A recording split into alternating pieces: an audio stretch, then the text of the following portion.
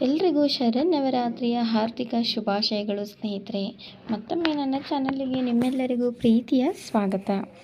ಸ್ನೇಹಿತರೆ, ಇನ್ನೇನು ನವರಾತ್ರಿಯ 7ನೇ ದಿನ ಬಂದೇ ಬಿಡ್ತು. ಅಂದರೆ 7ನೆಯ ದಿನ ಸಪ್ತಮಿ ದಿನ ನಾವು ನವರಾತ್ರಿಯ ಸಪ್ತಮಿಯ ದಿನ ಕಾಳರಾತ್ರಿ ದೇವಿಯನ್ನು ಆರಾಧನೆ ಮಾಡ್ತೀವಿ. ದುರ್ಗಾಮಾತೆಯ 7ನೇ ಅವತಾರವಾದ ಈ ಕಾಳರಾತ್ರಿ ದೇವಿಯನ್ನು ಪೂಜೆ ಮಾಡ್ತೀವಿ. ಈ ದೇವಿಯನ್ನು ಪೂಜಿಸೋದ್ರಿಂದ ಯಾವೆಲ್ಲ ಪ್ರಯೋಜನಗಳು ಸಿಗುತ್ತೆ, ಅಷ್ಟೇ ಅಲ್ಲದೆ ಈ ದೇವಿಗೆ ಪ್ರಿಯವಾದ ನೈವೇದ್ಯ, ಹೂವು, ಯಾವ ಬಣ್ಣದ ಬಟ್ಟೆಯನ್ನು ಧರಿಸಿ ಪೂಜೆಯನ್ನು ಮಾಡಬೇಕು, ಹಾಗೆ ಯಾವ ಮಂತ್ರವನ್ನು ಈ ತಾಯಿಗೆ ನಾವು ಪೂಜೆ ಮಾಡಿ ಆದಮೇಲೆ ಹೇಳಬೇಕು, ಹಾಗೆ ಕಾಳರಾತ್ರಿಯ ಒಂದು ಸ್ವರೂಪ ಮತ್ತು ಕಥೆಯನ್ನು ಇವತ್ತಿನ ವಿಡಿಯೋದಲ್ಲಿ ಸಂಪೂರ್ಣವಾಗಿ ತಿಳಿಸ್ಕೊಡ್ತೀನಿ ಸ್ನೇಹಿತರೆ.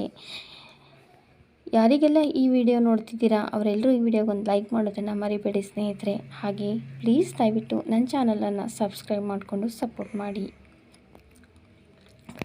ನವರಾತ್ರಿಯ 7ನೆಯ ದಿನ ಸಪ್ತಮಿ ದಿನ ನಾವು ಕಾಳರಾತ್ರಿಯನ್ನು ಪೂಜೆ ಮಾಡೋದಲ್ಲದೆ ಅವತ್ತಿನಿಂದ 3 ದಿನ ಅಂದರೆ ಸರಸ್ವತಿ ಪೂಜೆಯನ್ನು ಸಹ ಮಾಡ್ತೀವಿ.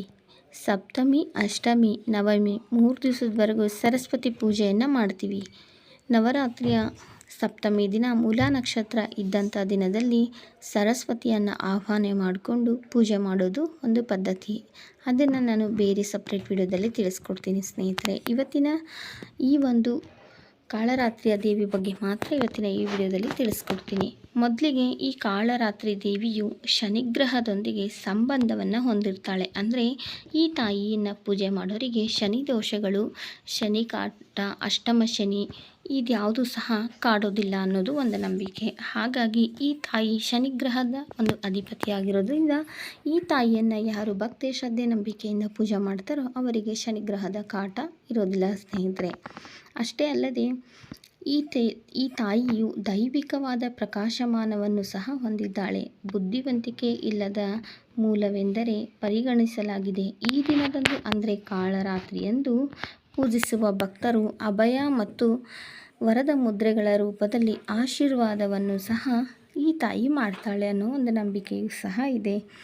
ಇದು ರಕ್ಷಣೆ ಮತ್ತು ವರಗಳನ್ನು ನೀಡುವ ಸೂಚನೆ ಅಂತಲೂ ಹೇಳ್ತಾರೆ. ನೋಡ್ಬೋದು ನೀವು ತಾಯಿಯ ರೂಪದಲ್ಲಿ ಬಲಗೈ ಒಂದು ಕೈ ಆಶೀರ್ವಾದವನ್ನು ಮಾಡ್ತಿದೆ, ಇನ್ನೊಂದು ಕೈ ವರವನ್ನು ನೀಡ್ತಿದೆ. ಆ ರೀತಿಯಾಗಿ ಇದೆ. ಹಾಗಾಗಿ ಅವತ್ತು ಯಾರು ಆ ತಾಯಿಯನ್ನು ಪೂಜೆ ಮಾಡ್ತಾರೋ ಅವರಿಗೆ ವರ ಕೊಡ್ತಾಳೆ ಅನ್ನೋದು ಒಂದು ನಂಬಿಕೆ. ಈ ತಾಯಿಯ ನೋಟ ಅಸಾಧಾರಣ ಹೊರತಾಗಿಯೂ ಅವಳ ತನ್ನೊಳಗೆ ಮಂಗಳಕರ ಮತ್ತು ಶಕ್ತಿಯನ್ನು ಹೊಂದಿದ್ದಾಳೆ. ಆಕೆಗೆ ಆದುದರಿಂದ ಈ ತಾಯಿ ಅಂದರೆ ಕಾಳರಾತ್ರಿ ತಾಯಿಯನ್ನು ಶುಭಕರದ ದೇವತೆ, ಅಂದರೆ ಶುಭಕರಿ ದೇವತೆ, ಮಂಗಳಕರವಾದ ಒಂದು ದೇವತೆ ಅಂತಲೂ ಸಹ ಕರೀತಾರೆ ಸ್ನೇಹಿತರೆ. ಇನ್ನು ಈ ತಾಯಿಯನ್ನು ಹೆಚ್ಚಾಗಿ ಪೂಜಿಸೋದು ಯಾರಂತಂದರೆ ಮಾಟ ಮಂತ್ರ ಶಕ್ತಿಗಳನ್ನು ತಮ್ಮ ವಶದಲ್ಲಿ ಇಟ್ಕೊಂಡು ಮಾಟ ಮಂತ್ರ ಮಾಡ್ತಾರಲ್ಲ ಅವರು ಈ ತಾಯಿಯನ್ನು ಪೂಜೆ ಮಾಡ್ತಾರೆ. ಅಷ್ಟೇ ಅಲ್ಲದೆ ಯಾರಿಗೆ ಮಾಟ ಮಂತ್ರ ದೋಷ ಜಾಸ್ತಿ ಆಗಿದೆ, ಕಾಡಾಟಗಳು ಜಾಸ್ತಿ ಆಗಿದೆ ಅನ್ನೋರು ಸಹ ಈ ತಾಯಿಯನ್ನು ಪೂಜೆ ಮಾಡ್ತಾರೆ. ಇಲ್ಲಿ ಈ ತಾಯಿ ಪೂಜೆ ಒಳ್ಳೆಯದಕ್ಕೂ ಮಾಡ್ತಾರೆ, ಕೆಟ್ಟದಕ್ಕೂ ಮಾಡ್ತಾರೆ. ಈ ತಾಯಿ ಪೂಜೆ ಮಾಡೋದ್ರಿಂದ ಪಾಸಿಟಿವ್ ಎನರ್ಜಿನೂ ಇದೆ, ನೆಗೆಟಿವ್ ಎನರ್ಜಿನೂ ಇದೆ ಅಂತ ಒಂದು ನಂಬಿಕೆ ಇದೆ ಸ್ನೇಹಿತರೆ. ಕಾಳರಾತ್ರಿಯನ್ನು ಹೆಚ್ಚಾಗಿ ಯಾರು ಭಕ್ತಿಯಿಂದ ಆರಾಧಿಸ್ತಾರೋ ಅವರಿಗೆ ಇರುವಂಥ ಎಲ್ಲ ದೋಷಗಳು, ಅಕಾಲಿಕ ಮರಣ ಆಗ್ಬೋದು, ರೋಗದ ಭಯ ಆಗ್ಬೋದು, ಅಥವಾ ಪೀಡಾಕಾರ ಅಥವಾ ದೆವ್ವಗಳ ಕಾಟ ಇದ್ಯಾವುದೇ ಇದ್ದರೂ ಸಹ ಆ ತಾಯಿ ಅದನ್ನೆಲ್ಲವನ್ನು ತೊಡೆದು ಹಾಕಿ ಅವರ ಬಾಳಲ್ಲಿ ಒಂದು ಬೆಳಕನ್ನು ಮೂಡಿಸ್ತಾಳೆ ಅನ್ನೋದು ಸಹ ಒಂದು ನಂಬಿಕೆ.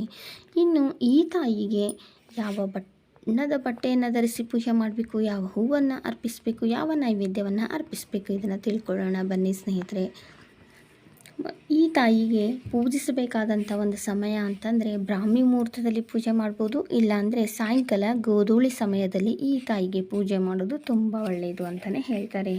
ಮತ್ತು ಈ ತಾಯಿಗೆ ಪ್ರಿಯವಾದ ಒಂದು ಪುಷ್ಪಗಳು ಅಂದರೆ ಹೂವು ಅಂತಂದರೆ ಕಡು ನೀಲಿ ಬಣ್ಣದ ಕೃಷ್ಣ ಕಮಲ. ಈ ಹೂವು ಸಿಕ್ಕಿದರೆ ತುಂಬಾ ಒಳ್ಳೆಯದು. ಆದರೆ ಆ ಹೂವು ಎಲ್ಲಿ ಸಿಗುತ್ತೆ ಅನ್ನೋದು ನಂಗೆ ಗೊತ್ತಿಲ್ಲ.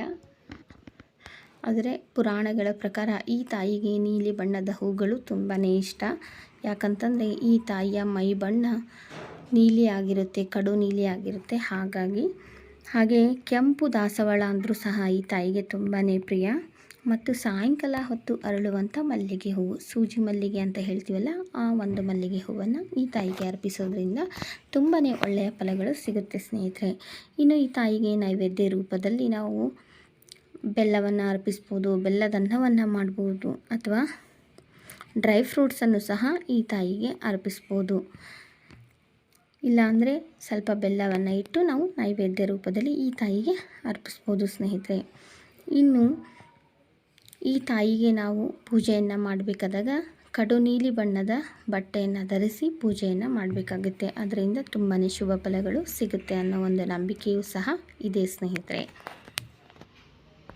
ಇನ್ನು ಈ ತಾಯಿಯನ್ನು ಪೂಜೆ ಮಾಡಬೇಕಾದಾಗ ನಾವು ಪಠಿಸಬೇಕಾದಂಥ ಒಂದು ಮಂತ್ರ ಅಂದರೆ ಓಂ ದೇವಿ ಕಾಲರಾತ್ರ್ಯಾಯೇ ನಮಃ, ಓಂ ದೇವಿ ಕಾಲರಾತ್ರ್ಯಾಯೇ ನಮಃ. ಈ ಒಂದು ಸರಳವಾದ ಮಂತ್ರವನ್ನು ಸಾಧ್ಯವಾದಷ್ಟು ಬಾರಿ 11 ಬಾರಿ, 21 ಬಾರಿ, 108 ಸರ್ತಿ ಜಪಿಸಿದರೆ ತುಂಬಾ ಶುಭ ಫಲಗಳು ಸಿಗುತ್ತದೆ ಸ್ನೇಹಿತರೆ. ಅಷ್ಟೇ ಅಲ್ಲದೆ ಈ ಕಾಲರಾತ್ರಿ ದೇವಿಯನ್ನು ಪೂಜಿಸೋದ್ರಿಂದ ವ್ಯಕ್ತಿಯು ಸಕಲ ಸಿದ್ಧಿಗಳನ್ನು ಸಹ ಹೊಂದುತ್ತಾನೆ ಎನ್ನುವ ನಂಬಿಕೆಯೂ ಇದೆ. ಮಹಾಶಕ್ತಿಗಳು ಅಂದರೆ ತಂತ್ರ ಮಂತ್ರಗಳನ್ನು ಅಭ್ಯಾಸ ಮಾಡುವ ಜನರಲ್ಲಿ ಈ ಕಾಳರಾತ್ರಿ ದೇವಿಯು ಹೆಚ್ಚು ಆರಾಧಿಸುತ್ತಾರೆ.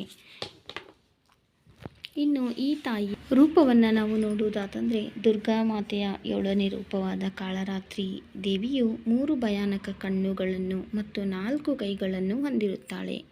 ಈ ತಾಯಿಯು ತನ್ನ ಮೇಲಿನ ಬಲಗೈ ವರದ ಮುದ್ರೆಯಲ್ಲಿ ಇದೆ ಮತ್ತು ಕೆಳಗಿನ ಬಲಗೈ ಅಭಯ ಮುದ್ರೆಯಲ್ಲಿದೆ. ಎಡಭಾಗದಲ್ಲಿ ಇರುವ ಒಂದು ಕೈಯಲ್ಲಿ ಕಬ್ಬಿಣದ ಮುಳ್ಳುಗಳಂತಿರುವ ಆಯುಧವನ್ನು, ಇನ್ನೊಂದು ಕೈಯಲ್ಲಿ ಖಡ್ಗವನ್ನು ಹಿಡಿದುಕೊಂಡು ಕತ್ತೆಯ ಮೇಲೆ ಸವಾರಿ ಮಾಡುತ್ತಾಳೆ. ಘೋರ ಕಪ್ಪು ಮೈ ಬಣ್ಣವನ್ನು ಹೊಂದಿರುವ ಈಕೆ ಬಿಚ್ಚಿದ ದಟ್ಟವಾದ ಕೂದಲು ಹೊಂದಿರುತ್ತಾಳೆ. ಕೊರಳಲ್ಲಿ ರುಂಡಮಾಲೆ, ಬಾಯಲ್ಲಿ ಉರಿಯುವ ಬೆಂಕಿಯನ್ನು ಹೊಂದಿರುತ್ತಾಳೆ. ಇನ್ನು ಪುರಾಣಗಳ ಪ್ರಕಾರ ಕಾಳರಾತ್ರಿ ದೇವಿಯು ಶುಂಭಾನಿಶುಂಭರನ್ನು ಸಂಹಾರ ಮಾಡಲು ಈ ರೂಪವನ್ನು ಪಡೆದಳು ಎಂದು ಸಹ ಉಲ್ಲೇಖಗಳು ಇದೆ ಸ್ನೇಹಿತರೆ. ಇನ್ನೊಂದು ದಂತಕಥೆಯ ಪ್ರಕಾರ ರಾಕ್ಷಸರಾದ ಶುಂಭನಿಶುಂಭರು ಮತ್ತು ರಕ್ತ ಬೀಜಾಸುರರು 3 ಲೋಕಗಳಲ್ಲಿ ತಮ್ಮ ಭಯವನ್ನು ಸೃಷ್ಟಿಸಲು ಮುಂದಾಗುತ್ತಾರೆ. ಇದರಿಂದ ಆತಂಕಗೊಂಡ ದೇವತೆಗಳೆಲ್ಲರೂ ಸಹ ಶಿವನ ಹತ್ತಿರ ಹೋಗಿ ರಾಕ್ಷಸರನ್ನು ಸಂಹರಿಸಿ ತಮ್ಮನ್ನು ರಕ್ಷಿಸುವಂತೆ ಶಿವನಲ್ಲಿ ಬೇಡಿಕೊಳ್ಳುತ್ತಾರೆ. ಇನ್ನು ಪರಶಿವನು ಪಾರ್ವತಿಯನ್ನು ದುರ್ಗೆಯ ರೂಪವನ್ನು ಪಡೆಯುವಂತೆ ಕೇಳಿದನು. ಪಾರ್ವತಿ ದೇವಿಯು ಶಿವನ ಮಾತಿಗೆ ಒಪ್ಪಿಗೆಯನ್ನು ಪಡೆದು ದುರ್ಗಾಮಾತೆಯ ರೂಪವನ್ನು ಪಡೆದು ಶುಂಭಾನಿಶುಂಭರನ್ನು ಕೊಂದಳು. ಆದರೆ ದುರ್ಗಾದೇವಿಯು ರಕ್ತ ಬೀಜಾಸುರನನ್ನು ಕೊಂದ ತಕ್ಷಣ ಆತನ ದೇಹದಿಂದ ಹೊರಬಂದ ರಕ್ತದಿಂದ ಲಕ್ಷಗಟ್ಟಲೆ ರಕ್ತ ಬೀಜಾಸುರರು ಹುಟ್ಟುತ್ತಿದ್ದರು. ಇದನ್ನು ನೋಡಿದ ದೇವಿಯು ತನ್ನ ತೇಜಸ್ಸಿನಿಂದ ಕಾಳರಾತ್ರಿಯನ್ನು ಸೃಷ್ಟಿಸಿದಳು. ಇದಾದ ನಂತರ ದುರ್ಗಾದೇವಿಯು ರಕ್ತ ಬೀಜಾಸುರನನ್ನು ಕೊಂದಾಗ ಕಾಳರಾತ್ರಿಯು ಆತನ ದೇಹದಿಂದ ಹೊರಬರುತ್ತಿತ್ತು. ರಕ್ತವನ್ನು ತನ್ನ ಬಾಯಿಯಲ್ಲಿ ತುಂಬಿಕೊಂಡು ರಕ್ತ ಬೀಜಾಸುರನನ್ನು ಸೀಳಿಕೊಂದಳು. ಹೀಗೆ ಅಸುರರನ್ನು ನಾಶ ಮಾಡಿ ಕಾಳರಾತ್ರಿ ದೇವಿ ಎನಿಸಿದಳು. ಇದು ಪುರಾಣಗಳಲ್ಲಿ ಇರುವ ಒಂದು ಉಲ್ಲೇಖವಾಗಿದೆ ಸ್ನೇಹಿತರೆ. ಇನ್ನು ಈ ಕಾಳರಾತ್ರಿಯು ಸೌಮ್ಯವಾದ ರೂಪ ತಾಳಬೇಕು ಅಂತಂದರೆ ತುಂಬಾ ಸಮಯ ಬರುತ್ತೆ. ಆಗ ಪರಶಿವನು ಈ ರುದ್ರ ರಮಣೀಯ ದೃಶ್ಯವನ್ನು ನೋಡಿ ತಾನೇ ಕಾಳರಾತ್ರಿಯ ಕಾಲ ತಳಗೆ ಬಂದು ಬೀಳ್ತಾನೆ. ಆಗ ಕಾಳರಾತ್ರಿ ದೇವಿಯು ತನ್ನ ಸೌಮ್ಯ ರೂಪವನ್ನು ಧರಿಸಿ ಮಹಾಗೌರಿಯಾಗಿ ಬದಲಾಗ್ತಾಳೆ ಸ್ನೇಹಿತರೆ.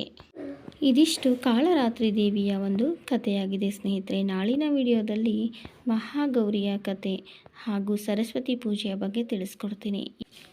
ಈ ವಿಡಿಯೋ ನಿಮಗೆ ಇಷ್ಟ ಆಗಿದರೆ ವಿಡಿಯೋಗೊಂದು ಲೈಕ್ ಮಾಡಿ ಹಾಗೂ ಕಮೆಂಟ್ ಮಾಡಿ ಮತ್ತು ಚಾನಲನ್ನು ಸಬ್ಸ್ಕ್ರೈಬ್ ಮಾಡಿಕೊಂಡು ಸಪೋರ್ಟ್ ಮಾಡಿ. ಮತ್ತೊಂದು ಒಳ್ಳೆಯ ವಿಡಿಯೋ ಒಂದಿಗೆ ನಾಳೆ ಸಿಗ್ತೀನಿ ಸ್ನೇಹಿತರೆ.